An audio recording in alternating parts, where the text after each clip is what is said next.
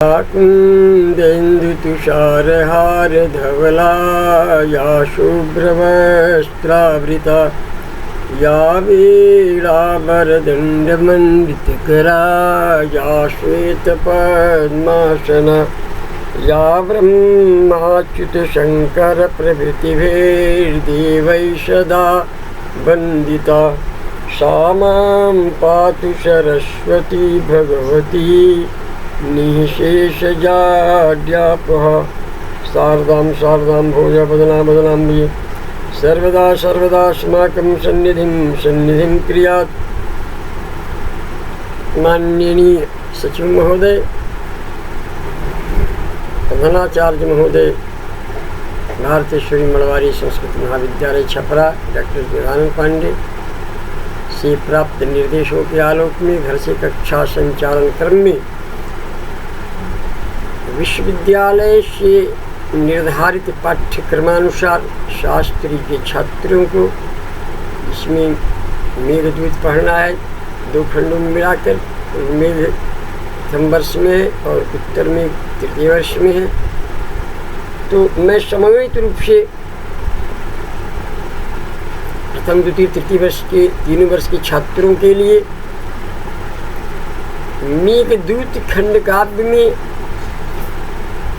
रसवत्ता क्या है, रस क्योंकि कहा गया है रसो वैश्यः, रसो वैश्यः। मेरा एक निबंध भी है, कर्मण्यार्थ प्रतिपादकः शब्दः काव्यम पर मेरा एक निबंध है जो सार्वभौम संस्कृत प्रचारणी सभा काशी से छप चुका है, जो रिसर्च पत्रिका है। कर्मण्यार्थ प्रतिपादिका शब्द काव्य रसो वैश्यः पर भी हमारा एक निबंध छपा है धर्म महामंडल से। तो रस क्या है, रस की महत्ता क्या है। महाकवि कालिदास ने जिस रस को प्रतिपादित किया है वो कहते हैं कि महाकवि कालिदास श्रृंगार रस के कवि हैं और उस पूरे श्रृंगार को उन्होंने मेघदूत में उड़ेल दिया। एक उड़ेलना शब्द है, उड़ेल दिया है। उसी पर हम चर्चा आप छात्रों के साथ कर रहे हैं। मेघदूत खंड काव्य है और इस खंड काव्य में पूर्व में जो संदेश वर्णन है, तत्कालीन भौगोलिक परिस्थितियों का चित्रण है। भारत के वर्ष की तत्कालीन भौगोलिक परिस्थितियाँ कैसी थीं, भौगोलिक परिस्थितियों का पूर्व में चित्रण है। और महाकवि कालिदास को भगवान शिव से अनन्य स्नेह है, वो पूर्ण शैव है। तो वो भगवान शंकर का अपने काव्यों में सर्वत्र कुछ न कुछ चर्चा करते रहते हैं। इस तरह से मेघदूत की रसवत्ता विषय पर मैं आज आपके सामने अपने मत को व्यक्त कर रहा हूँ। आप ध्यान अवस्थित होकर सुने। मेघदूत के विषय में किसी कवि ने कहा है, कालिदास कविता नवम्बयः माहिषं दधि सशर्करम्पयः। कालिदास की कविता नवम्बयः माहिषं दधि सशर्करम्पयः। एडमांस नवला सुकोमला संभवन्तु मम जन्म जन्मनि। अर्थात इस कवि की भावना है कि मुझे चाहे 1000 बार इस पृथ्वी पर जन्म लेना पड़े तो मैं उसके लिए तैयार हूँ। मैं खुशी खुशी 1000 बार जन्म ले सकता हूँ, लेकिन ये मुझे बार बार जन्म लेना स्वीकार है।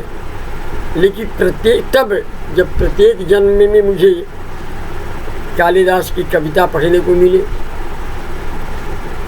नई चढ़ती हुई जवानी कामनी मिले, भैंस की दही मिले, शर्करा मिला हुआ दूध मिले, हरिण का मांस मिले और सद्य स्नाता से मुलाकात हो तो मुझे जन्म लेने में कोई दिक्कत नहीं, मुझे स्वीकार। फारसी के कवि उमर खयाम ने भी इसी बात को दोहराया है। उमर खयाम लिखते हैं कि मेरे पास साकी हो, वृक्ष की छाया हो, मदिरा से भरी हुई सुराही हो, प्याला हो और हाथ में कालिदास की कविता हो, तो जीवन का आनंद ही कुछ और है। कविता में लिखा है, कविता का अर्थ केवल कालिदास की कविता मेघदूत से, इसलिए कि महाकाव्य कविता नहीं, वो महाकाव्य है। रघुवंश महाकाव्य है, कुमार संभव महाकाव्य है, अभिज्ञान शाकुंतलम, विक्रोर्वशीयम और मालविकाग्निमित्रम ये नाटक है। कविता यदि है वो मेघदूत में ही और कविता है। और इस तरह से कवि जगत में कल्पोक्ति भी है। कवि जगत में कहा भी गया है कि मेघे माघे गतम वयः, मेरा मेघ, इसने कहा है कि मेघ मेघदूत माघ शिशुपाल वध में हमने पूरी जिंदगी व्यतीत कर दी, मुझे और किसी चीज़ की आवश्यकता नहीं है। आचार्य विश्वनाथ ने भी अपने साहित्य दर्पण में लिखा है कि वाक्यम रसात्मकम काव्यम, वाक्यम रसात्मकम काव्यम। एक कहकर उन्होंने काव्य की परिभाषा को परिभाषित किया है। पंडित राज जगन्नाथ ने काव्य की परिभाषा को परिभाषित करते हुए अपनी पुस्तक के रस गंगाधर, उनकी कविता है रस गंगाधर, उनका वो ग्रंथ है, सॉरी कविता नहीं, उनका ग्रंथ है, लक्षण ग्रंथ है उनका रस गंगाधर, बड़ा कृष्ण ग्रंथ है। उन्होंने इसमें लिखा है कि रमणीयार्थ प्रतिपादिका शब्द है काव्यम, रमणीयार्थ प्रतिपादिका शब्द है काव्यम। जिस रमणीयता को लेकर महाकवि कालिदास ने अपने काव्यों की रचना की है। कालिदास की काव्यों का प्रत्येक पद रमणीयार्थ प्रतिपादक है। और इस तरह से महाकवि कालिदास के विषय में कहा गया है कि तंत्रीनाद कवितर सरसराग रतिरंग, अन बूढ़े बूढ़े तरे जे बूढ़े सब अंग। अर्थात तंत्रीनाद कविता का रस, मनोहर राग और काम क्रीड़ा में जो नहीं डूबे और डूब गए और जिनका जन्म निरर्थक है, इसलिए भरपूर डूब गए, रम गए, उनका जीवन सार्थक है। यद्यपि महाकाव्यों में काव्यों में हास्य, अद्भुत, करुण, वीर, रौद्र, भयानक, विभत्स, शांत इत्यादि रसों का समावेश होता है भी, किंतु श्रृंगार तो रसराज है। श्रृंगार रस नहीं, रसराज है। एकमात्र रस है श्रृंगार रस। श्रृंगार से ओतप्रोत कवि कालिदास कोई काव्य है तो एकमात्र उनका यदि कोई काव्य है तो वो है एकमात्र मेघदूत खंड काव्य। काव्य रस मर्मज्ञ इस बात को भली बात जानते हैं कि श्रृंगार के दो पक्ष होते हैं, एक संभोग श्रृंगार, संयोग श्रृंगार, एक विप्रलंब श्रृंगार। संयोगो विप्रलंबश्च, इस श्रृंगार के दो पक्ष हुआ करते हैं। तो केवल संयोग श्रृंगार नहीं है, क्योंकि संयोग श्रृंगार अधूरा श्रृंगार होता है। संयोग श्रृंगार अधूरा होता है। चढ़े तो चूसे प्रेम रस, गिरे तो चकनाचूर वाली हाल है, किसी हिंदी कवि ने कहा है। लेकिन मजा तो आता है विप्रलंब में। कहा भी गया है कि न बिना विप्रलंबेन श्रृंगारा पुष्टि मश्नुते, न बिना विप्रलंबेन श्रृंग संयोग पुष्टि मश्नुते। कषायिते ही वस्त्रादो भूयान रागो विवर्तते, कषायिते ही वस्त्रादो भूयान रागो विवर्तते। विप्रलंब के बिना संयोग श्रृंगार पुष्ट नहीं होता, क्योंकि वस्त्र आदि के जितने कशीले पदार्थों में डूब दिया जाता है उतना ही अच्छा उस पर रंग चढ़ जाता है। भगवान श्री कृष्ण ने भी गीता में कहा है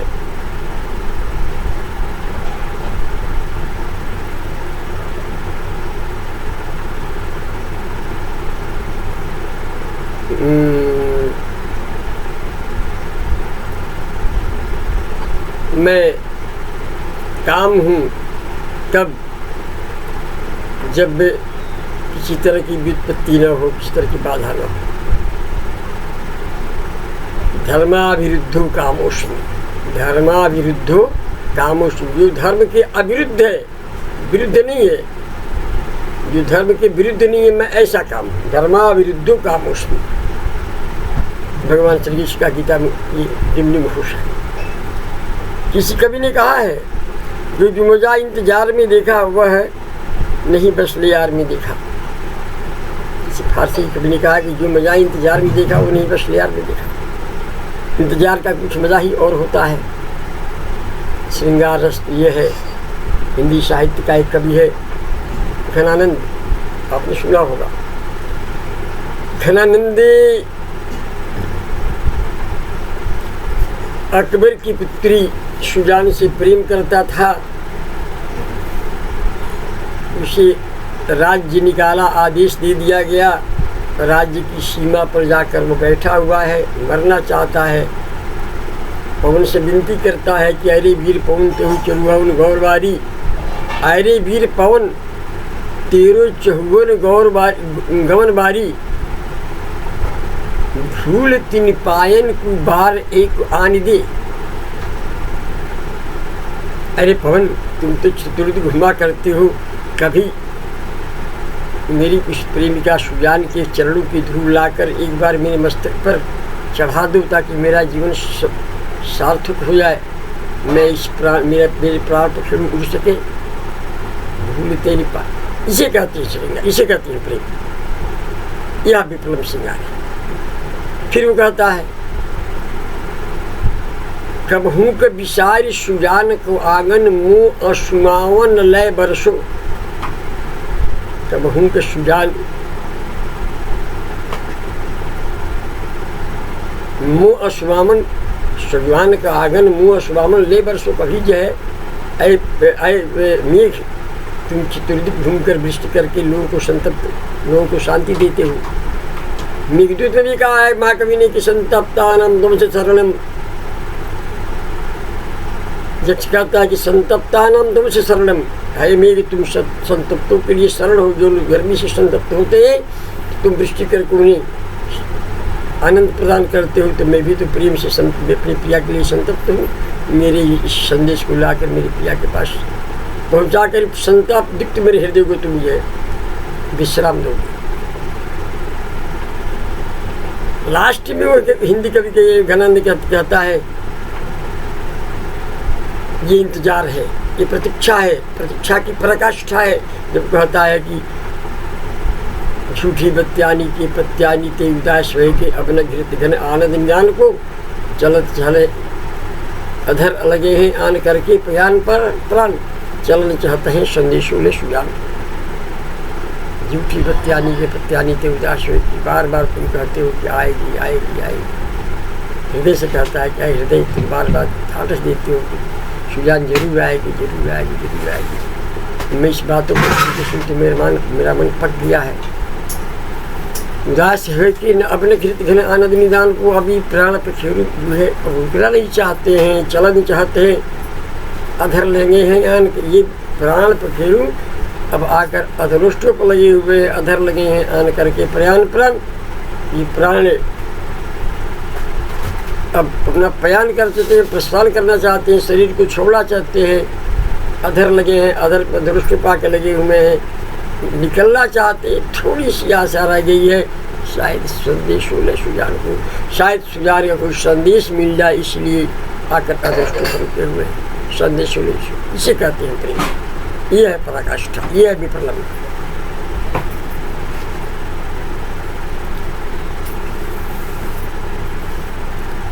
कभी कहता है मेघदूत मेरे, यही है मेघदूत। संगम विरह विकल्पे बरमी विरोह न संगमस्तस्या, अविरह काले शैका त्रिगुणमपि तन्मयं विरहे। संगम और विरह में यदि कुछ कोई एक चुनना हो तो संगम की अपेक्षा में विरह को ही अच्छा समझता है। क्योंकि संगम के समय तो केवल एक वही होती है कि विरह में तो वह संपूर्ण त्रिभुवन की प्रियामय संपूर्ण त्रिभुवन ही प्रियामय प्रतीत होता है। राधा से उद्धव कहते हैं श्री कृष्ण के विरह को से मुक्त हो जाओ, निर्गुण निराकार परम ब्रह्म परमेश्वर में अपनी माया को अपनी मन को लगाओ, तुम्हारा मोक्ष हो जाएगा, इस कष्ट से तुम्हें निवृत्ति मिल जाएगी। राधा कहती है कैसा कष्ट है, कैसा भी है तो युक्त होता उद्धव मन ना ही 10-20 उद्धव मन 10-20 थोड़े होते हैं कि एक में योग पढ़ लूँ, एक में संयोग पढ़ लूँ, एक में वियोग पढ़ लूँ। और जिस वियोग की तुम बात करते हो वो तो सदा ही मेरे हृदय में निवास करता है। ये हृदय खाली नहीं है तो फिर तुम्हारे सच्चिदानंद घन परमेश्वर को मैं कहाँ स्थापित करूँ? सदा मेरे साथ मेरे हृदय में निवास करता है। नहीं कहता है कि संगम और विरह में यदि मुझे कोई एक चुनने को कहे तो मैं संगम की अपेक्षा विरह को ही अधिक प्रसिद्ध देता हूँ। क्यों?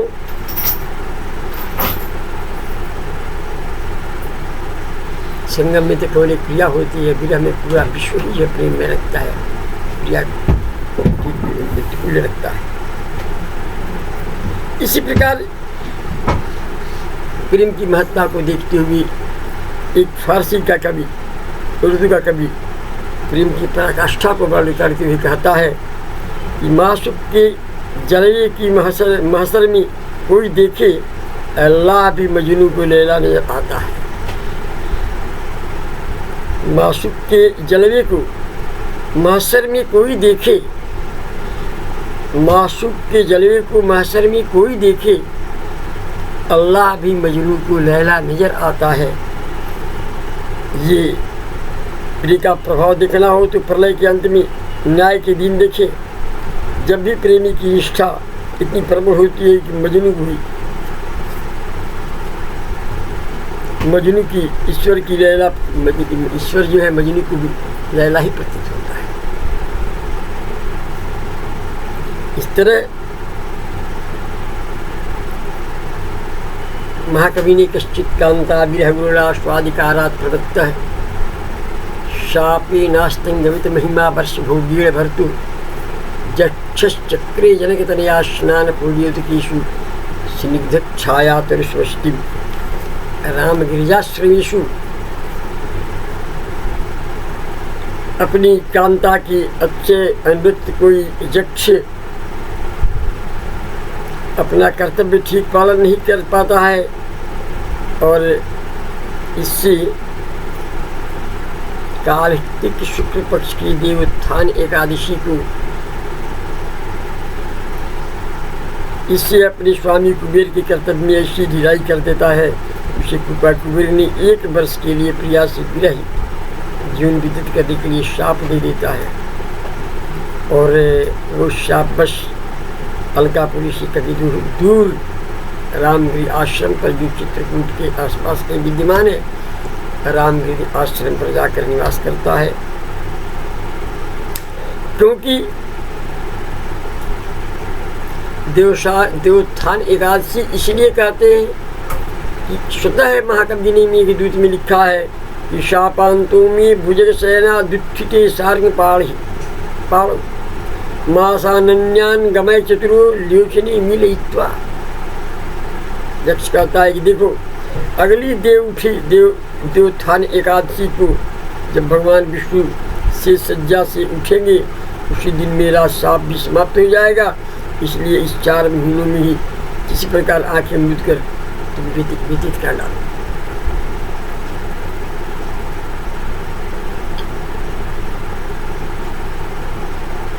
प्रत्यासन्ने निवसदेता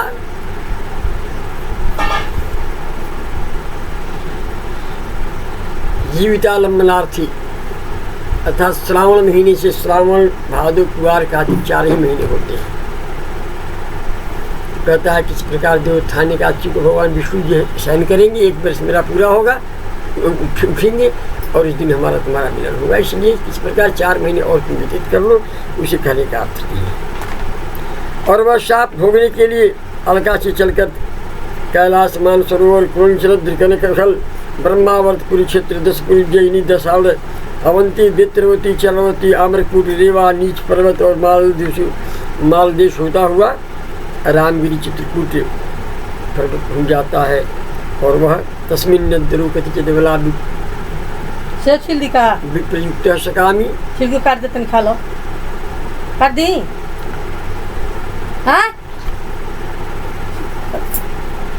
तस्मिन् नद्यरो कथिचित् बला विप्रयुक्त सकामी नित्वामासान कनक बलया भ्रंशयुक्त प्रकोष्ठ। और उस पर वह अपनी पत्नी से बिछड़े हुए उस कामी ने कुछ महीने उस पर्वत पर व्यतीत किया है और कुछ इतना दुबला गया है उस विरह में कि उसके हाथ का जो स्वर्ण कंगन है वही गिर जाता है। शेष जो है मैं आगे की भाग दूसरे घंटे में इसको व्याख्यायित करूँगा।